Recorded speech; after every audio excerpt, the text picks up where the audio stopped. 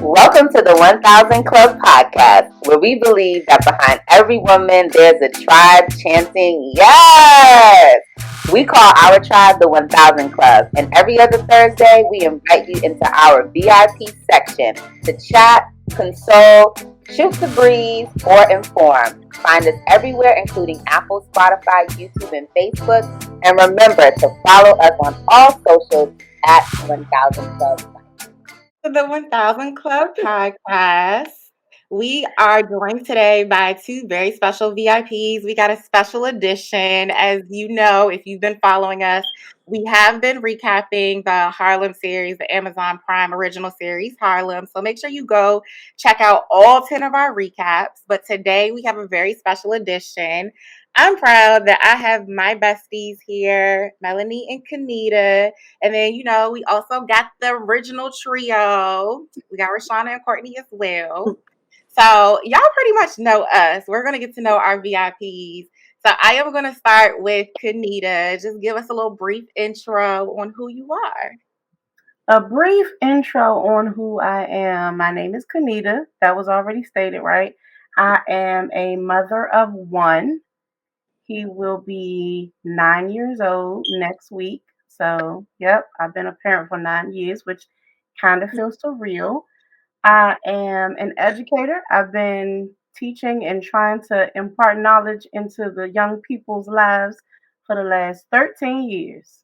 So, that's just a little bit of who I am. A little taste. Just a little taste. A little taste. Yes. Melanie. I don't know if I have all that to say, but I'm Melanie, and I'm a mom of 4, 16, 11, 5, and 3, and I'm exhausted. I am also in the education field. I've been at my school for 4 years. And I'm here. Well, so glad you're here. I'm glad to have y'all. Yeah. As our faithful listeners know, we are the trio, the 1000 Club, and we all started, and it's rooted in friendship as friends. But then we also have friends outside of the club. So I'm glad that everyone can meet my besties. I have known you all for a very long time.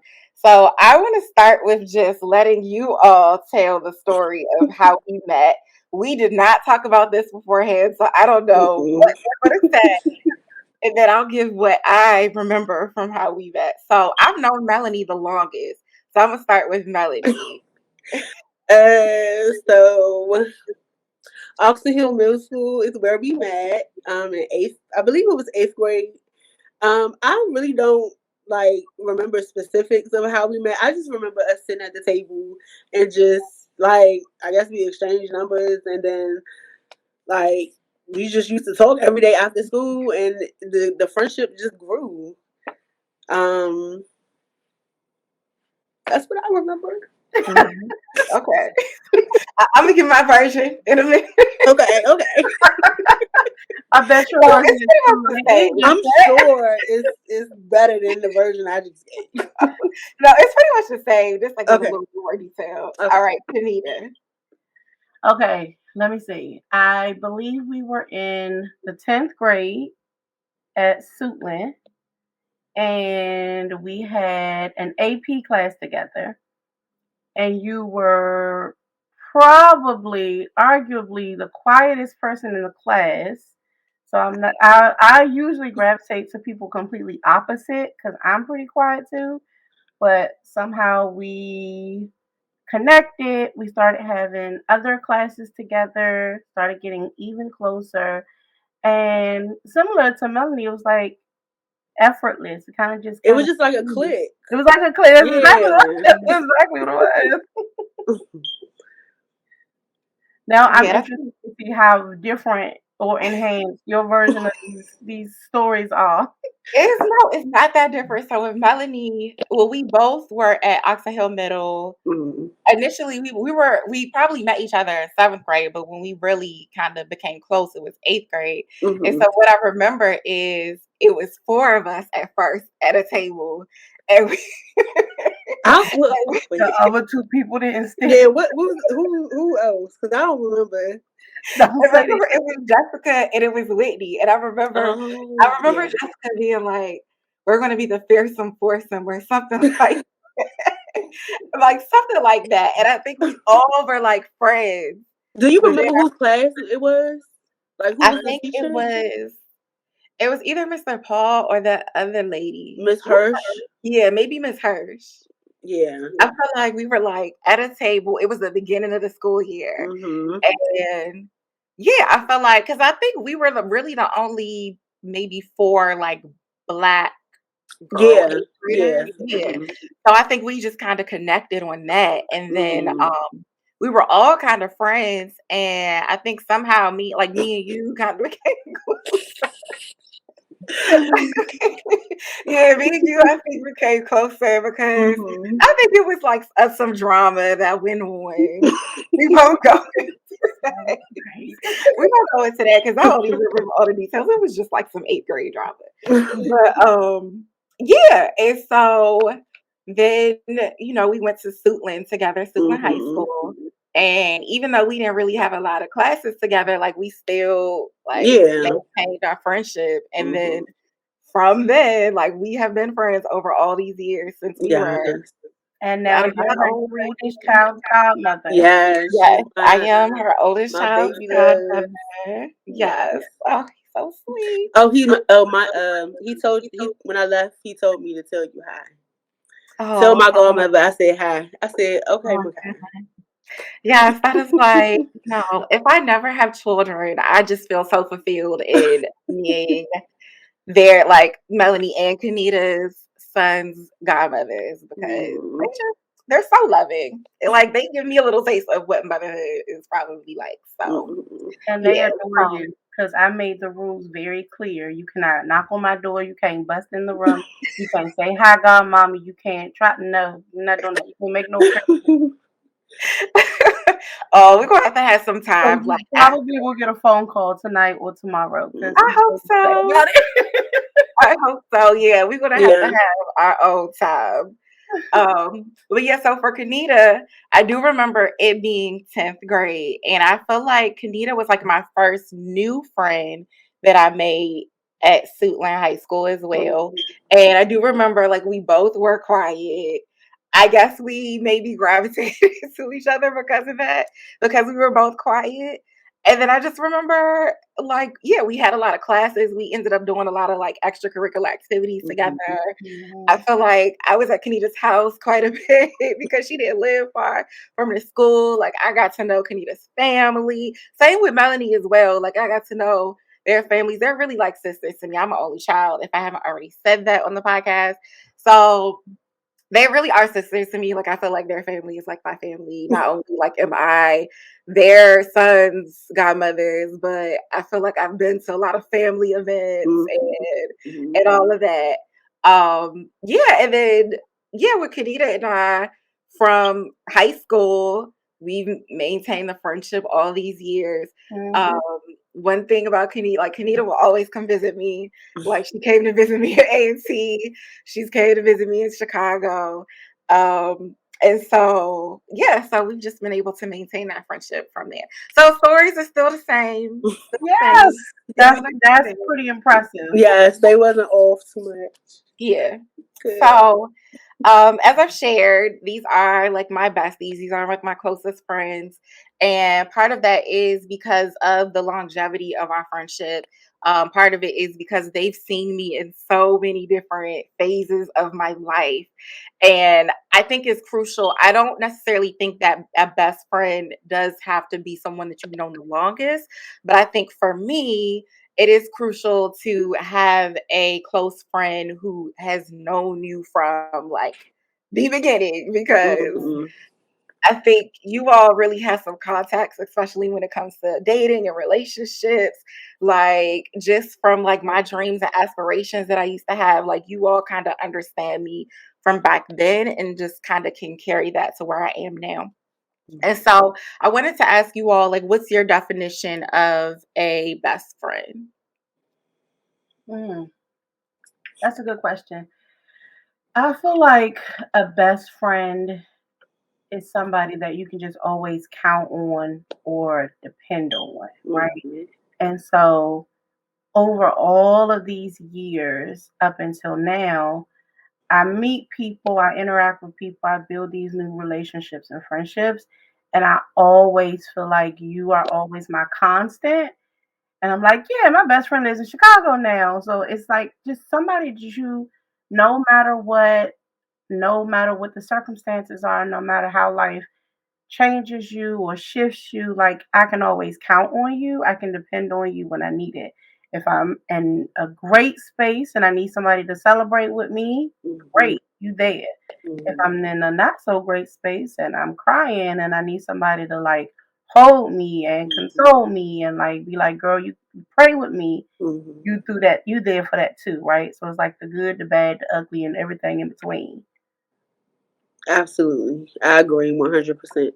That's what I was gonna say. I feel like going out and hanging out and being able to have fun with your girlfriends, like that's all fine and dandy. But when you have somebody that prays for you when you don't even have it in you to pray for yourself, like like that is the truth. Like Christy pretty much is the definition of a best friend. Like um she's just always been that person. Like I don't ever have to worry about anything. Like, some females can be really shady, and a lot of people don't even form relationships with females because, like, they come with a lot of drama. Some people, some females.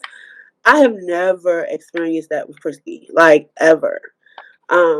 It's just always been, like, great. Like, I've never had to worry about that. Um, and I'm just grateful, like, she's really a godsend.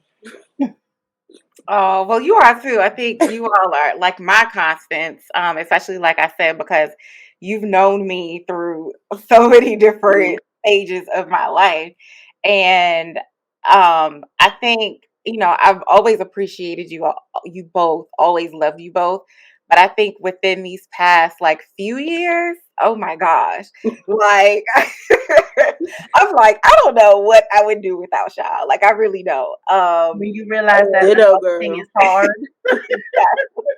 And Ditto. it's, I think friendships hit different when you are Mhm. like an adult, right? Like it's one thing when you are in high school and you're in Mhm. college and you are meeting those friends you go out and have fun with, and you're meeting those friends that are similar to where you are in life. But I think as an adult and just kind of like where I am now, it's important to have those friends who can transition with you through all those Mhm. phases, through the going out to having fun, to the getting married, to having children. Like, and so I am so grateful for you all, especially, and we're going to get into this a little bit, like, we're going to get into this soon, but the three of us took like a girls trip in August, Mhm. and that trip, Oh gosh. that trip was needed, That okay? trip, yeah, So that was a needed. great trip, So honestly. needed. Let me tell ya, okay, because I think I'm grateful that you all have experienced things prior to me. And and I mean that by like marriage and having children. And so I'm grateful that I can lean on your wisdom, um, and I'm grateful that I could express things without any judgment. I could express things to you all. And I know that you're going to give me advice or you're going to just listen. And it comes from like a pure Mhm. hearted place, right? I know you all are going to pray for me, like check in on me. And so I really appreciate that. So we're going to go into that a little bit more about the girls' trips. But I did want to say for Rashana and Courtney, they have had an episode, they are best friends where they've talked about their friendship. And you all may have already touched on this, but I just wanted to ask you all, like, what's your definition of a best friend? I actually feel like it's whoever's my constant in whatever season that I'm in. I'm a person who has actually just really like, I always call myself a drifter. And I think I've talked about this here on the podcast. I just like really go in between a lot of friend groups at different times and different phases. People that, I thought would be my long-term best friends or were no longer best friends. Still cool, but you know what I mean? Like that's just not how it happened. And so I'm always open to meeting new well, let me not say I'm not always open. That's new Rashana talk, okay? That's always open. I have not always been open to making new friends. But yeah, that's what I would say. I think in addition to what everything that you all have said, the person that is with you that will pray with you, that you can be vulnerable with, that's especially important to me. And a best friend, because that's not very it's difficult for me to be able to be vulnerable.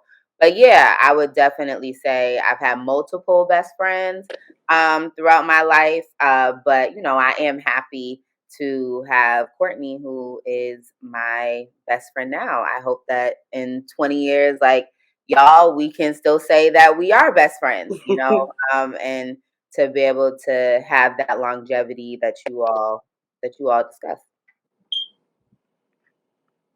Yeah, I would. I don't even know if I have anything to add to that. I think you guys touched on everything. I think the only other thing I think is important in having a best friend is having someone who can also tell you when you're wrong, tell you when like, That part. you know what, girl, this is you don't want to do this. Or like you need to check yourself, making sure that you have that person. And I think when that person is your best friend, they allow you the space to hear that and then make changes or fail or be vulnerable and all those things. But I think it's important to have that person who can just kind of tell you that in a loving way, knowing Mhm. that it's not because girl, I'm hating on you, but I'm just trying to make sure you be your best self. So I think that's Right. important. Hmm. Yeah. Yeah, that's really important. I think I think one thing I had, well, I have had other best friends in life too, and really close friends. And I do consider all my friends as close friends, but I do think like you all are my constants, right? Mhm. And so I have had other best friends in life, and I think it is important to note, like, and like I said, it's not always longevity that means that may be your best friend, but as you transition in life, you will have friends that are closer to you or not as close. And I know there are times that even just with Melanie and Kanita, like there may have been times where we may have not been as close because of whatever else is going on in our lives. Mhm. But I think it's important to be able to still come back to, Mhm. that point as well. So I did wanted to ask because I have moved to Chicago. I moved here 2.5 years ago.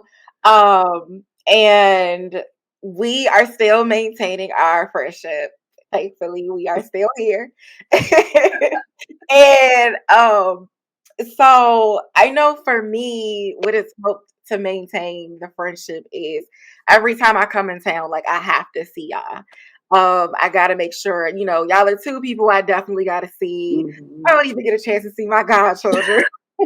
Oh, and they be mad about it, girl. I sure enough do. I But I'll be don't like, even when get a are chance. we going somewhere with her? And I know, like, I got to get time with them, but I really be needing time with y'all too. So, And we be needing that time when you come. You ain't I lying. promise you, you come at the Right right at the time. right time. Yep. so what's always helped is, making sure I see y'all when I'm in town. The girls' trips have really helped me to maintain the friendships.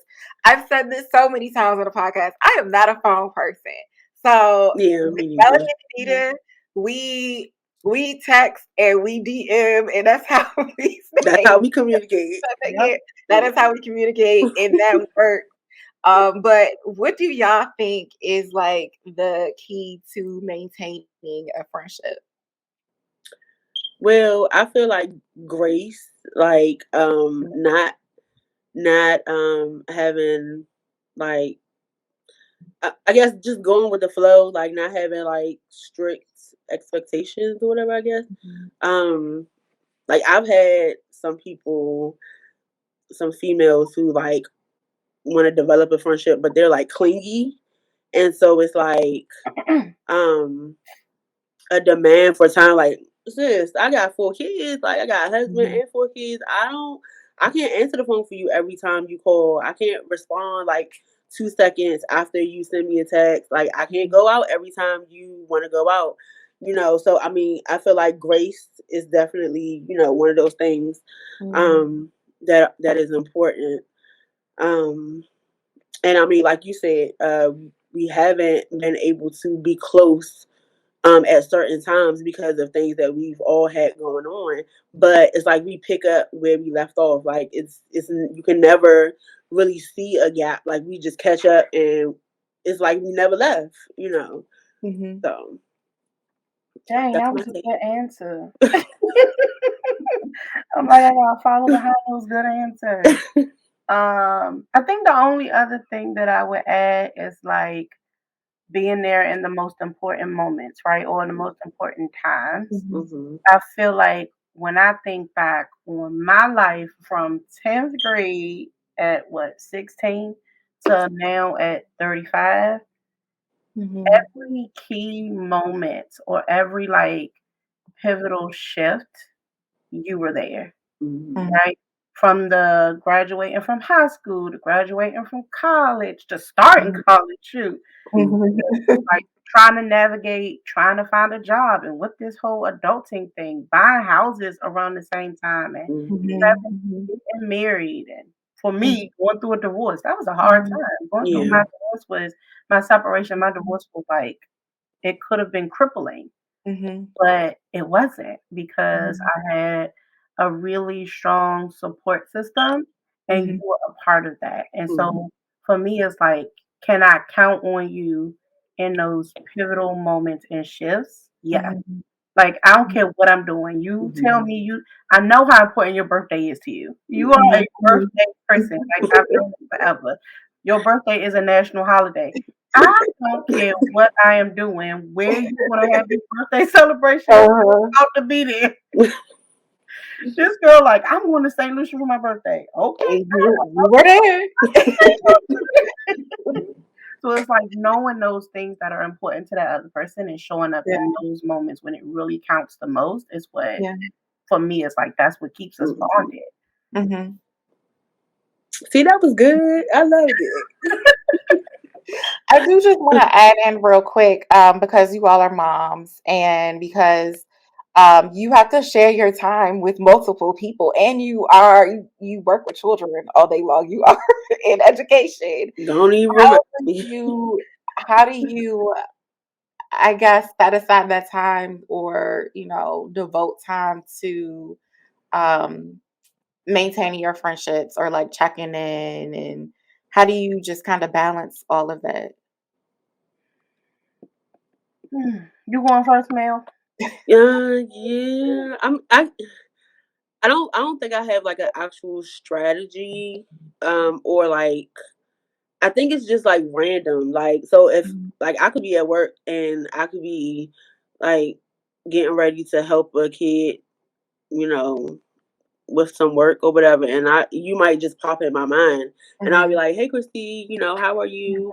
Like, how's everything?" And then, that's actually most of the time how it happens. Like, um,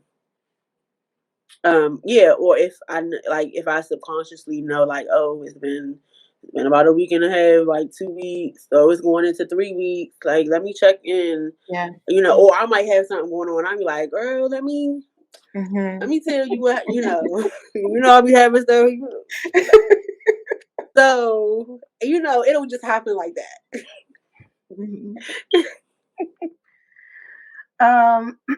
If I'm being very honest and transparent, I feel like I have not done the greatest job of that. I feel like that is the one area of my life that I am continuing to work on and strengthen because it is so much easier for me to talk to, communicate with, and like stay in constant with people that is in my world on a daily basis, right? So people I see regularly and consistently, and it's much harder and requires much more intentionality for people to you do not see on a daily or even on a weekly basis. And I feel like there have been times over the last 20 something years where I have not done the greatest job of that, right? And trying to navigate what it means to be a new parent and trying to navigate what it means to like do really well on your job and thrive in your career. I Mm-hmm. I don't feel like I've cracked the code Yeah. at all. I think that it's a daily effort. It's a like ongoing, consistent, and a conscious effort to make sure I'm like, oh crap, it's Melanie like a week, 2 weeks. I'm like, No, but I mean, it's it's been like definitely. 3 months. I was about to say it's definitely. Yeah. It has been times where it's been like 3, Yeah. maybe even Yeah. 4 months, Mm-hmm. And and then I'd you be like, start dang, feeling bad, like it's been 2, 3 months. I ain't yeah, seen you, I ain't talked to you. Like, hmm let me, hey, girl, you're living, you're breathing, God's still good, blessing you, you know. Like, let me just make sure everything good because I feel so bad. But I yeah, think that also goes into the piece that I think Melanie said something about judgment before and like giving your friends grace. hmm I I don't ever feel like I've ever felt judged by you or felt like, yeah, dang, you're just a crappy friend. And even in moments of like contention or in moments of like, ooh, it's kind of look Mm-hmm. a little shaky right now. I feel like we have had a level of honesty and transparency with each other where we could say, you're not really showing up for me the way I need you to right now, and be able to have that level of conversation without feeling like you judging me or you're passing, you're making up all these stories that just aren't true. Mm-hmm. hmm I just want to say, I think there were times, especially because I was the friend who did not have any children. I wasn't in like, a relationship, a serious relationship at times, and I wasn't married.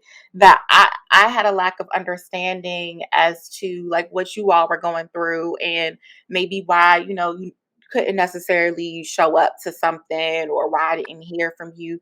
And I know I would love for us to do like another episode or go into this more because I know sometimes I struggle with just like how do I support my friends that have children? How do I support, my friends who are going through certain things? And I know for me, it's just been a lack of understanding, like not knowing, you know, just the transition and like what you're going through when you just have a child or when you're just being a mother, hmm and so that's a whole nother conversation for another day. But I know sometimes I've lacked understanding, and I think that is important to at least try to get that understanding, to ask your friend, what do they need, or what's going on with you, just so you're not like assuming hmm certain things about your friend or like, oh, they're not coming to this or you're not coming to that, because I think there were times where I just was like, like, I mean, I invite this person, not just with you two, but like, oh, I invite them here, like they're never able to come, and hmm it's just like just not really knowing or asking why. And so hmm it's a That's whole other real. I wanted to add to that. I think it's important to like for your friends to also be fully transparent, right? I think that's a really big part of sisterhood and friendship. And so if you're struggling, let me know, right? Because because you might be a person who on the exterior, it appears that you're doing well, or you might be a person that is like, you kind of become a recluse when things aren't going well. And so like you're pushing everybody off. But I think that is a to me, I've learned in terms of growing friendships that that's a good test of the strength of your friendship. When you, hmm like Kanita said, you can really have those honest conversations to be like, yo, I'm not doing well. I actually need something right now. Like I've had friends who will be like, you know, they're new moms, they're married, because I have quite a friends that are married and they're all having children now, that, and you just like, they're trying to figure it out in their first few months, and you can tell that they're struggling because they're transparent, like they're like, yo, this is hard. And so I will offer, like, let me get the kids for a night, or for 2 nights if you're comfortable. to support them, and also like to support them, but also to support their marriage, their union, because that's like the foundation, that's the structure of their family unit, you know. And if I have a person who's a single mother, I'll do that also, because I know that's how, like, I would hope, you know, like your friends, but you also have to be fully transparent, because people won't know, even if you are friends, like they won't know how to deal with you, or how to show up for you if you don't let them in, you know. Right.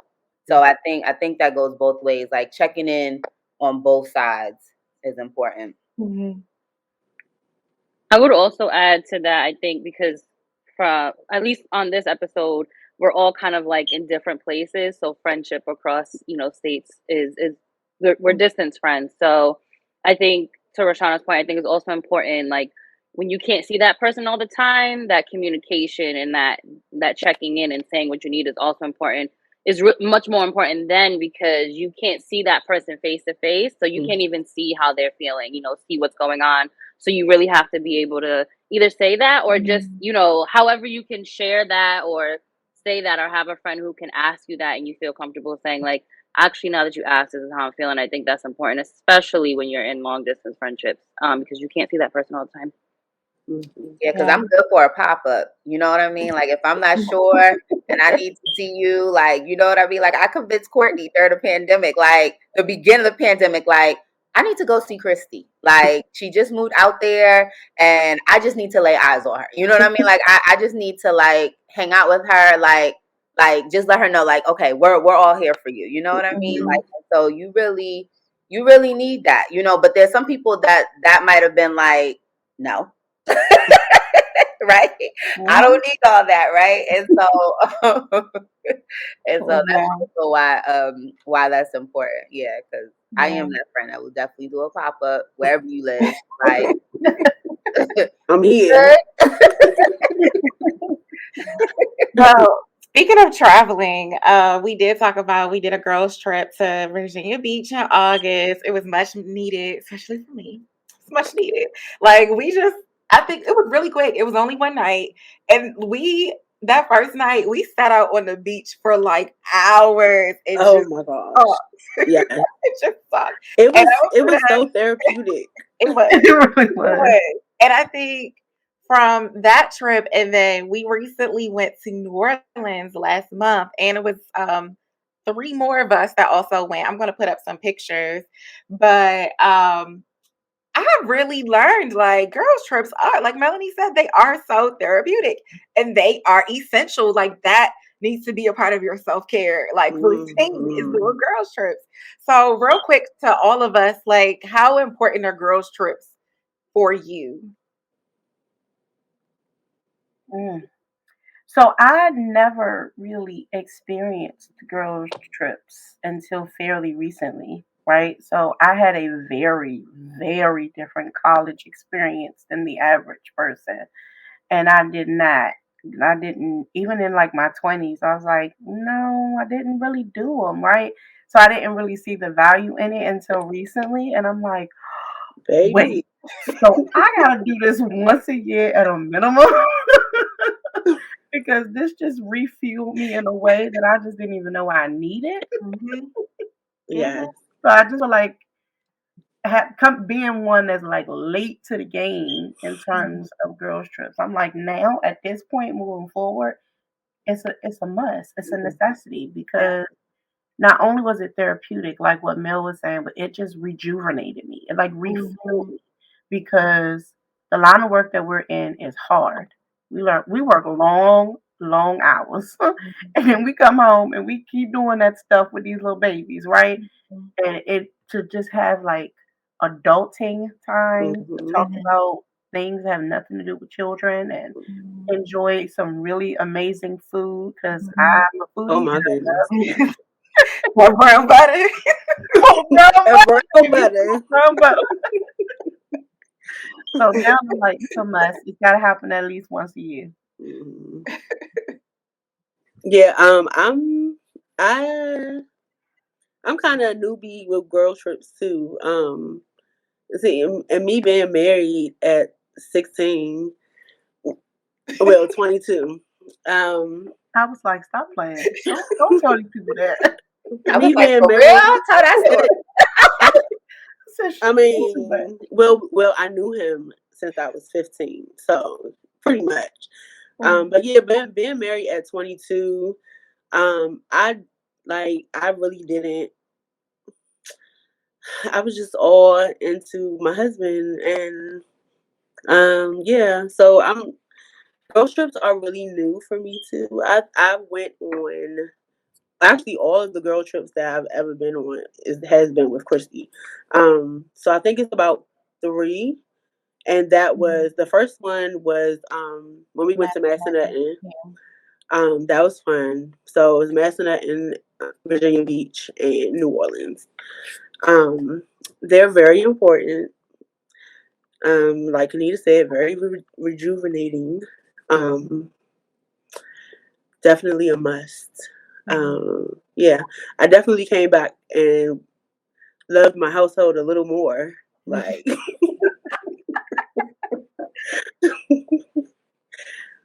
I think it's interesting to hear y'all, the three of y'all, because y'all are married and Melanie and community have children, like talk about girls trips and the importance.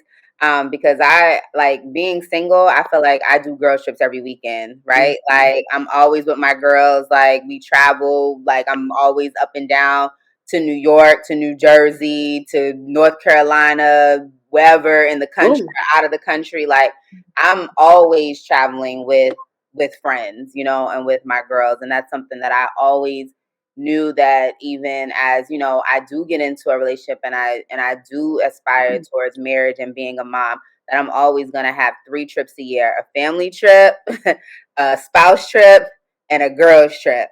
And so that's always something that I'm going to hold close because I do enjoy this time. And I can imagine when you are splitting your time, you have to show up for the other people in your life in different ways. Girls trips probably are more important just around you, where you can just kind of like be yourself and not have to think about nobody else. You know what I mean? Like, and so yeah, I love hearing y'all talk about it. Can I say one thing? Me and my husband Michael, we were just actually having this conversation because I was telling him that, of course, babe, like I love going on trips with you, but it's a totally different experience when you're with your girls. Like, it's just different.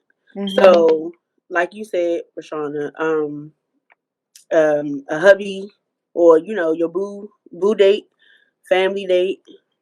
I mean, or a family trip, boo trip, and girls trip. Yeah, I like that. Yeah.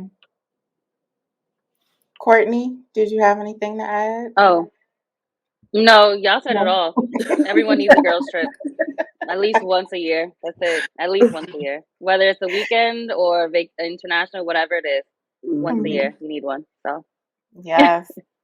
Well, speaking of trips, the 1000 Club has a really exciting opportunity. And I'll pass it to Rashana. We are going to Tampa, Florida. Yay. Clap it up, clap it up, clap it up, clap it up. We had a poll in our story at 1000 Club Life on Instagram. And we asked whether you all wanted to go to Savannah or Tampa, Florida. And Tampa was chosen. And so the 1000 Club, in collaboration with United Family Organization, aka Rashana, are planning a trip to Tampa, Florida, August 26th to the 29th. You can see the details here on your screen. But for those of you all that are listening, the expected lodging cost, the max is $350 a person. And so we ask y'all to come and just celebrate our 10-year friend anniversary. We know we always celebrate anniversaries for jobs, marriages. We celebrate birthdays for ourselves, kids, and each other. But, we just had a whole conversation about why sisterhood and traveling with your girls is important. And so we want to merge both of those together and plan a 1010-year anniversary. So if you are interested, you can hit up someone from the 1000 Club, Rashana, Christie, or Courtney, because this is an invite only for our first one. But yeah, most of our listeners are our people. So if you're not and you'd like to become our people, join Fitness on 1000, where we're doing February, so that we can get to know you, so that you can be invited to the next girls trip. Yes. Yes. Well, Melanie and Kanita, I want to really thank you. I love you all. And thank you for being my besties. Thank you for having us as your besties. Yes, Yeah. that part. It could have been the other two at the table. Wait, I just have one question too. Melanie and Kanita, are you all have you all become besties as well? Yeah, I would Yes. definitely say. Yeah. Okay. Yeah. It's so funny because Melanie and I met through Christie after I had Marvin. Mm. So I heard her talking about Was it? Melanie, Oh yeah. but we didn't really see each other or hang out as a threesome group until after I had Marvin and Christie became his godmom. And I think Christie was really thoughtful in how she did it, because it was like, let's bring my godkids together. Oh, yeah. Yes, there's been many a little, God kids dates where I had to bring both of them together. Even though there's a little age gap, but Hey, We've I managed do to it. make My it work. godkids love Yeah. it. It's easier too on time to bring them. Yes. yeah. Well, ladies, I just want to toast to friendship and supporting each other and continued friendship for many, many, many, many years. Amen to So that. cheers. Cheers. Clink, clink, clink. Cheers. You better show off the Yes, logo. from Thank brunch Yes, to thank lunch. you. Yes, because these are on sale. Yes, well, check out the From Brunch to Lunch champagne glasses. Yes. Well, again, thank you all for being here. I hope to have you all on again in another special edition. As I stated, make sure you check out our previous episodes where we recap the Amazon Original Prime series, Harlem. Make sure you check out episodes 1 through 10. Make sure you follow us at 1000 Club Life on all of the socials. Make sure you subscribe, share, follow us wherever you get your podcast. And just stay tuned. We're going to have a lot of more stuff coming, not more special editions coming. So make sure you stay tuned for that. Make sure you check out the flyer for the Tampa trip. I'm excited. And yeah, I think that's it. Anything else? Am I missing anything? Mm-mm. All right. You got it all. Well, Peace.